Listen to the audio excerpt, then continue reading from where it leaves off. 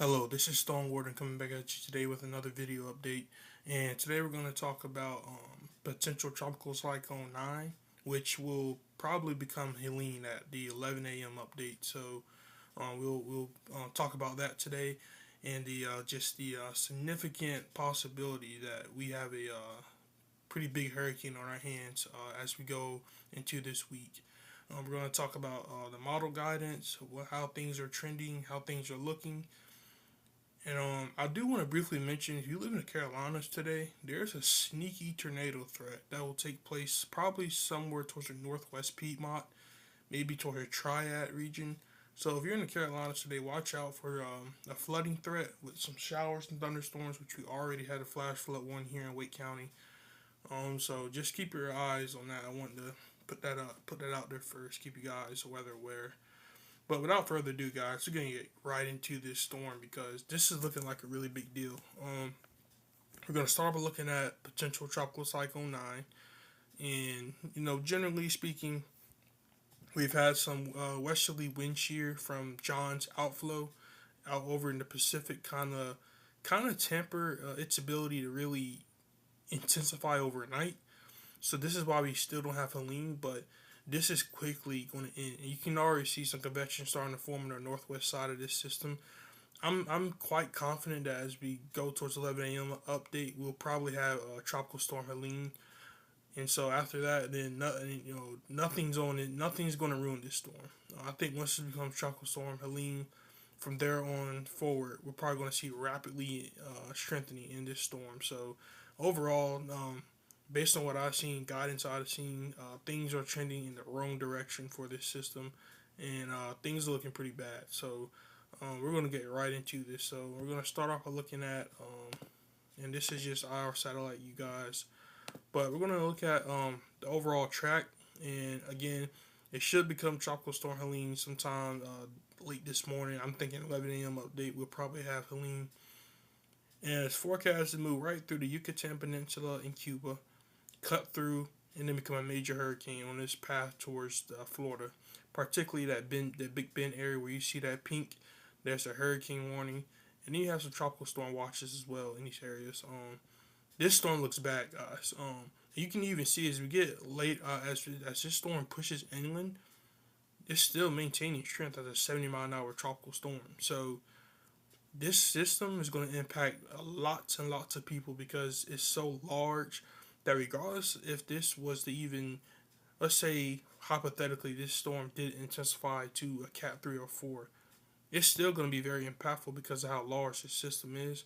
It's going to cover multiple states. So anywhere from the Carolinas all the way down to Florida, you're in for some really significant impacts from the storm. But especially if you're in Florida with that storm surge. And speaking of storm surge, here's our storm surge map. And guys, we have a 10 to 15 foot storm surge forecasted. You know, this looks really scary, honestly. And I'm not here to scare anybody, but this is pretty bad. A 10 to 15 foot storm surge forecasted this early on is really not good news. And like this, just I mean, this storm, I can't stress enough, guys. If you're in Florida right now, you should be preparing for a nasty hurricane later on this week. Storm surge is going to be huge with this system. This storm is going to be large in size, so there's no playing around at this point. You need to be preparing down here in Florida for a significant hurricane with incredible storm surge. I mean, 10 to 15 foot storm surge already forecasted. This storm just looks really bad. If you're in Tampa Bay, don't even though the center may stay just off to your west, you're still gonna get significant impacts. This storm is large, guys. I can't stress that enough. So impacts are gonna extend well away from the center. So even if you're in parts of Central Florida, you're still gonna get impacts because this system is so huge. So in fact, if this system gets close enough to the east, it may cover up pretty much half of Florida. That's how big this storm is. So, if you're down here in these areas, please be preparing for this system. Now, here's a day 3 excessive rainfall outlook, and there's already a large moderate risk. Guys, I'm pretty certain that we're going to see a high risk somewhere in here. The flooding with this system looks bad. especially if, as this storm continues to move further inland. The flooding with this system looks pretty tremendous. We're talking tons of rainfall, and we can get into much more detailed mesoscale factors as we get closer to the storm. But generally speaking, impacts look highly significant with this system, as this is a large system that will bring tons of rainfall, lots of gusty winds, and even a tornado risk. So overall, guys, this system looks bad. Now let's get into the model, guys. So I'm pretty sure this is what everybody wants to see. So we're just gonna get right into it. So looking at the GFS model now, a couple things I want to note here. So we're gonna back this up a couple runs, and then I'm gonna show you somewhat of a trend a little bit. Well, notice how the initialization is a little bit further. It's a little bit further west east. So these short-term trends are going to be key to basically how this storm ends up, number one, tracking, and how much it intensifies. Because if you get a system that goes a little bit further west where it touches that Yucatan Peninsula, well, we may get a weaker storm. But if you get what most models show, which is what I'm leaning to, a system that cuts through Yucatan, through Cuba, you're probably going to get much more of a significant system. So we're going to go through time, and notice we get that system to come through, and it rapidly strengthens, and we get about a strong Cat 2 headed towards Cat 3 status of a hurricane, headed right towards Florida. Now, intensity has come down a little bit on the GFS model, but generally speaking, this is still a strong hurricane. And again, look how far impacts are extending from this system. Look how far impacts are extending. We got rainfall all the way up to Tennessee from this system. So, this system is large, and it cuts through Florida and brings pretty nasty weather. And I want to show you this 850 millibar height winds. Now, some people are showing this, but I like to show this because I just want to show you the overall size or the nature of this system. Look how large of a system that is.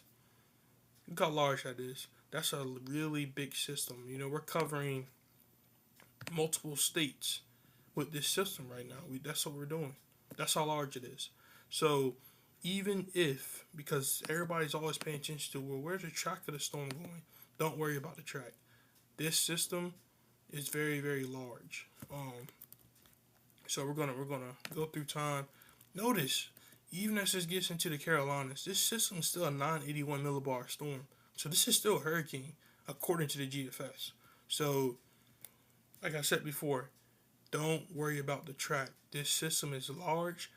Its impacts are going to extend well east and well north of the center. So, if you're in Florida, you're going to get significant impacts. If you're in Southeast Georgia, South Carolina, North Carolina, you're going to get significant impacts. Georgia, significant impacts. This system looks bad. I don't know. I can't stress that enough. And so here's and that's the GFS model right there, and that's what it shows pretty much for the system. Now, here's the Canadian model. Now, the Canadian model it's been strengthening ever so slightly between its model runs, but it too shows Cat 2 hurricane coming towards Florida. But that storm surge, guys, is going to be huge. And with the way the storm is oriented and the way it's coming, like kind of coming like this. Here, let me erase this off your screen so I can draw you this real quick. It's coming at an angle, kind of. This is going to push that storm surge like this. I can't, I know I keep repeating myself, but storm surge. Storm surge is going to be off the charts with this system. I'm telling you guys right now. Such a large system like this, these large hurricanes that we really haven't seen all that often, have a tendency to produce a really bad storm surge. Which is why I'm going to keep repeating this whole entire video so that I can really drill that into your heads that this system is going to be big for storm surge.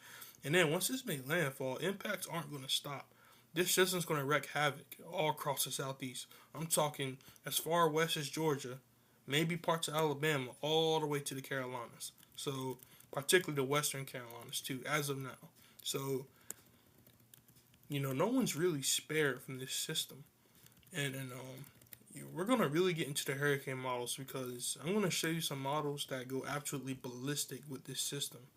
Granted, you know, intensity may be a little overdone on some of those models, but I want to, just show you that. But here's the icon model, and generally speaking, it drops us almost down to a strong Cat 3 hurricane. So, and then it moves east and then wreaks havoc all across the southeast.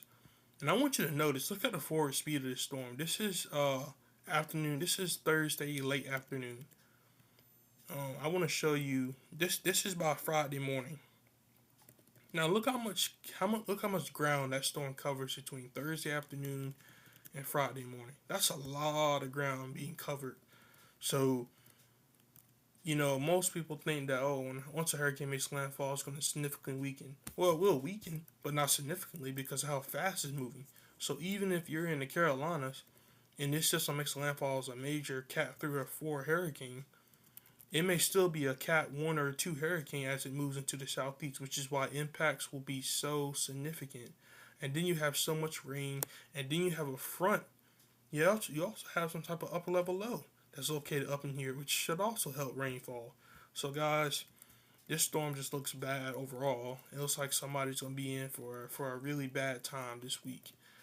Not good trends I'm seeing in the models, and overall models have been fairly consistent in showing significant impacts throughout the southeast.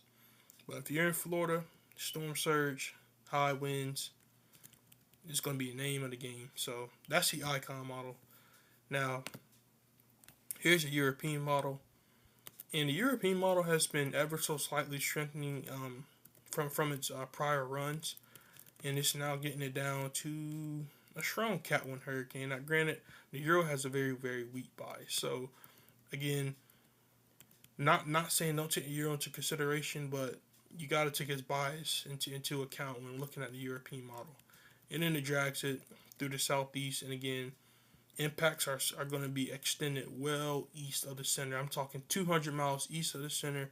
You could see significant impacts. So, but that's the general theme of the models, operational models this morning and from last night. Generally speaking, most of the models get this 2 hurricane strength. They vary on intensity, but for the most part, impacts are looking very, very significant across the southeast U.S. So, and if you're wondering where this may make landfall, there's still questions about that. My landfall prediction is Cedar Key as a Cat 4 hurricane, but it could easily make landfall closer to the north towards the Big Bend area of Florida. But my landfall prediction is a little bit further east, a little bit further south towards Cedar Key, Florida. So that's my prediction as a Cat 4. Now, and as always, after this storm is all said and done, we'll come back. We'll do an overview of my forecast and how this storm verified. So here's the good stuff. Here's the good stuff. Here's the hurricane models, and I'm pretty sure this is what everybody wants to see because WX Twitter was going crazy over these model runs yesterday. So here's the hurricane models. These are hurricane models. These are the models that recon data goes into. These are the models that are much. I think they're higher resolution. I think that's what it is. So this is what we're going to look at. Now, we're going to start with the HWRF hurricane model, and then we're going to go through all the rest of the hurricane models. That's what we're going to do today. So as we start, this initialization of the HWRF model. So it's going in time. It gets this down fairly quickly to a Cat 1 hurricane by, let's say, late this evening. And it has an all-out hurricane as it moves into the Gulf of Mexico by tomorrow morning as a 966, which is probably approaching mid-grade Cat 2 towards Cat 3 status. And as we're moving through time, look at how the HWRF just significantly and rapidly intensifies this storm. I mean, it gets it all the way down to a Cat 5 hurricane headed barreling down right at the Big Bend, Florida area. This is certainly a possibility. And I gotta tell you, most hurricane models are getting us down to Cat 4 plus strength. So, I mean, we could certainly see a significant hurricane towards Florida. Now, I wanna back this up, and I want you to just watch the screen. I'm going to back this up a couple runs, and I want you to watch the trend that we've been seeing. That's number 1. That's 2. That's 3. That's 4. Hold on, I wasn't doing that right. I'm going to start right here. I'm going to back this up. 1, 2, 3. Notice how this storm has been trending ever so slightly south, and it's been trending east. That is a trend in the models. Now I'm gonna talk a little bit why that trend does exist, but there's been a trend in the models. Notice that east shift. Notice it. That's almost a 4-1 trend of this storm trending east.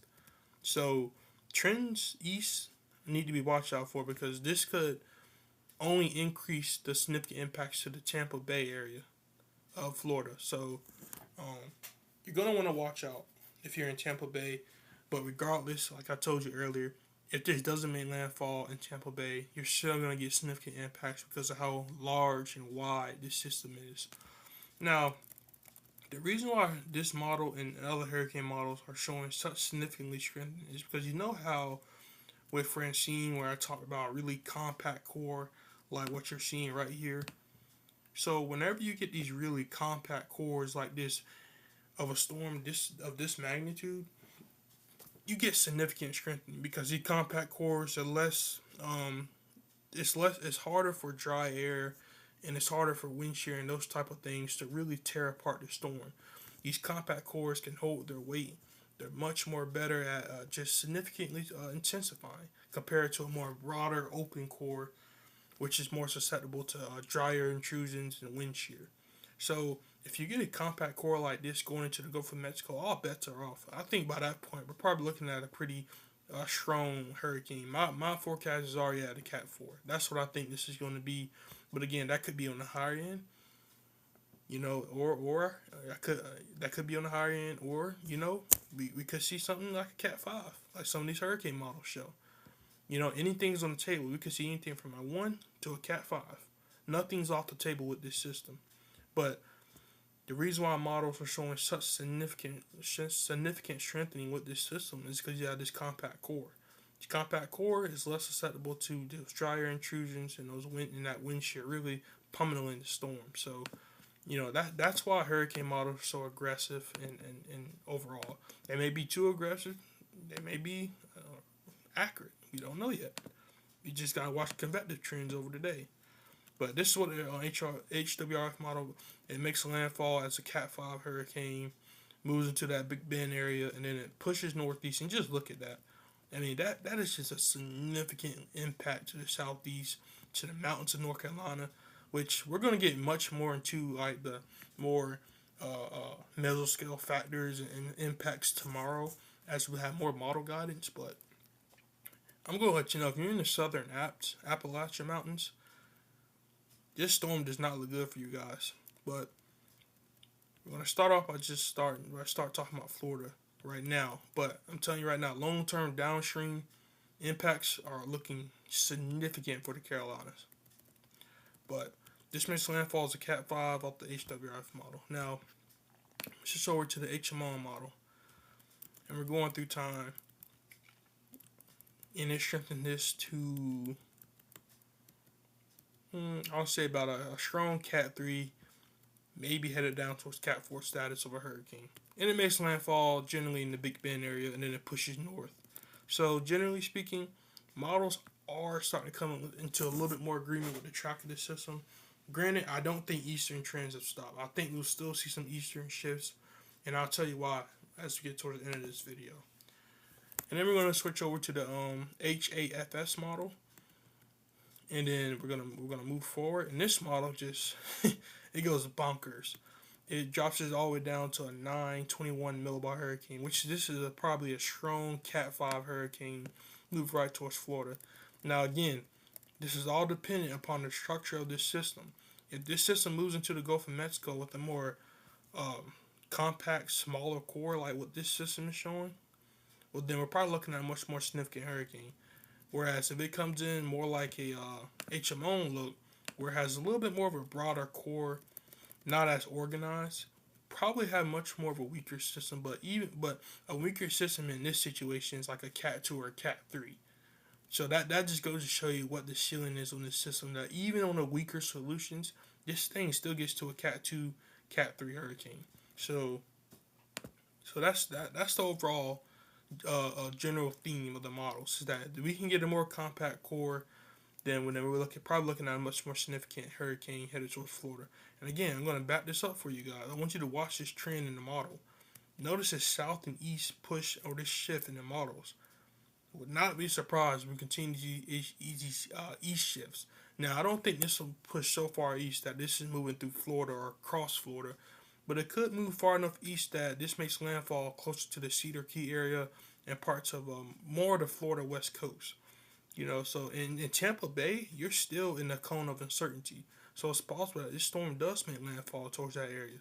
But models are starting to come to better agreement that this system makes landfall somewhere around the Big Bend area of Florida. Now, this is another run of the HAFS model, and this is just HAFSB. And as we're going through time, and this system, I'm going to let you know, the system goes bonkers. I mean, we're going through time. This drops it down all the way to a 909 millibar hurricane. Guys, I don't know how serious that is to be taken, but this is going to show you that this system has a really high ceiling. This model gets it down to an unbelievable, strong, probably record-breaking Cat 5 hurricane.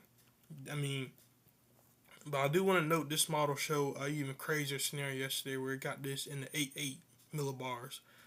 I've never seen that before. So, and quite frankly, I haven't seen this before with these models. So, generally speaking, the overall theme is that the Gulf of Mexico is quite favorable for significant development of a hurricane. So, that's just a general theme of that. So, this model gets it down to a strong Cat 5 hurricane, probably bringing tremendous impacts. And then it pushes it northeast and it brings more significant impacts to the southeast. So, this system is going to bring widespread damage to the southeast.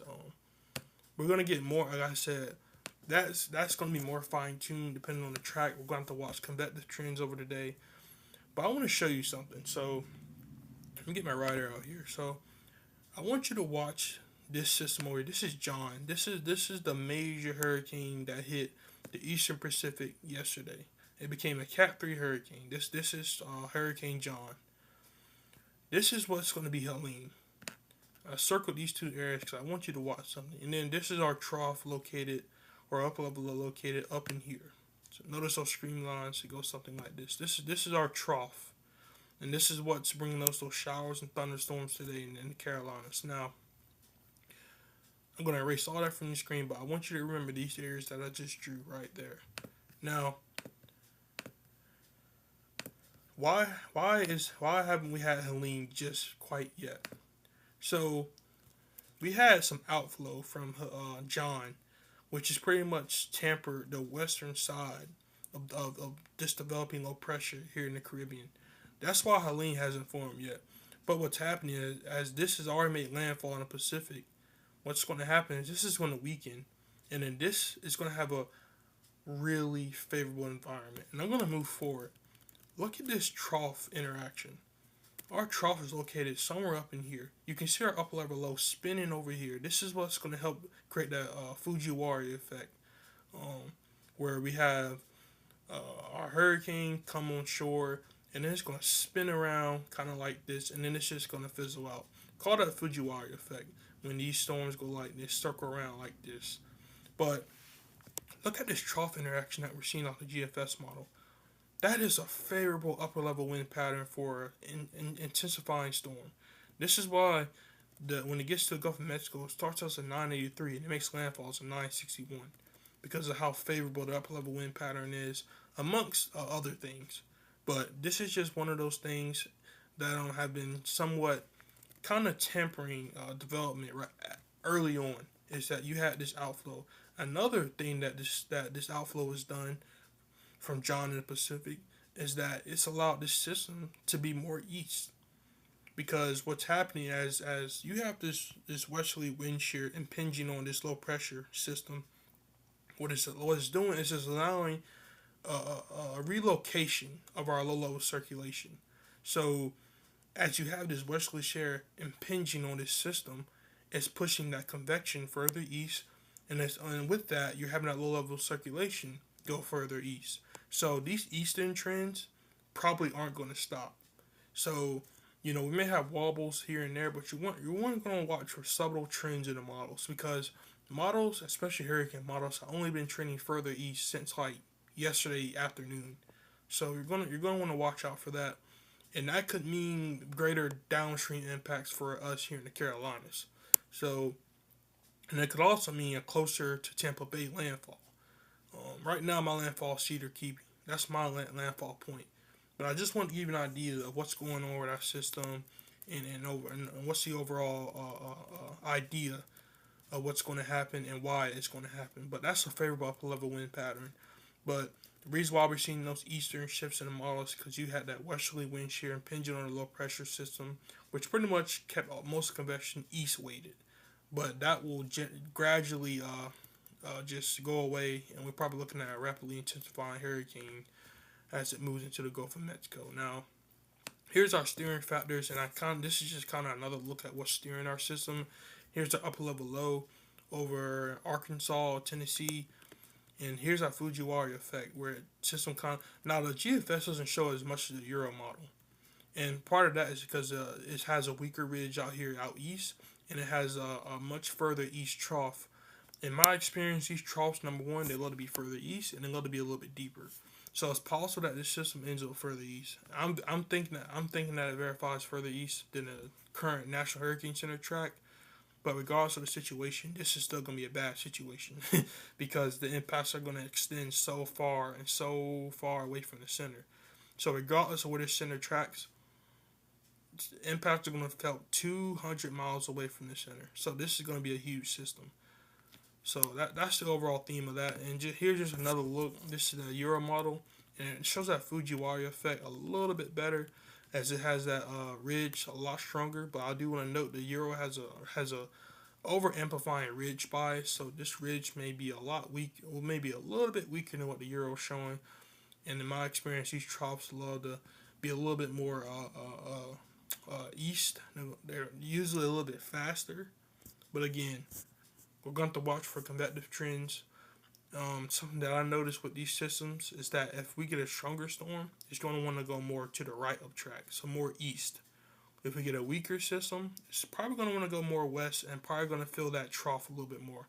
But if we get a stronger system, it's going to want to do something like probably like where it goes like this. So, which is what some models show. So that is a possibility as we go into this system. But this was a pretty long video, guys. But I want to give you a significant update because, you know, this is an ever so changing situation. I'm pretty sure as we get to 11 a.m. update, we're probably going to have Helene out in the Caribbean.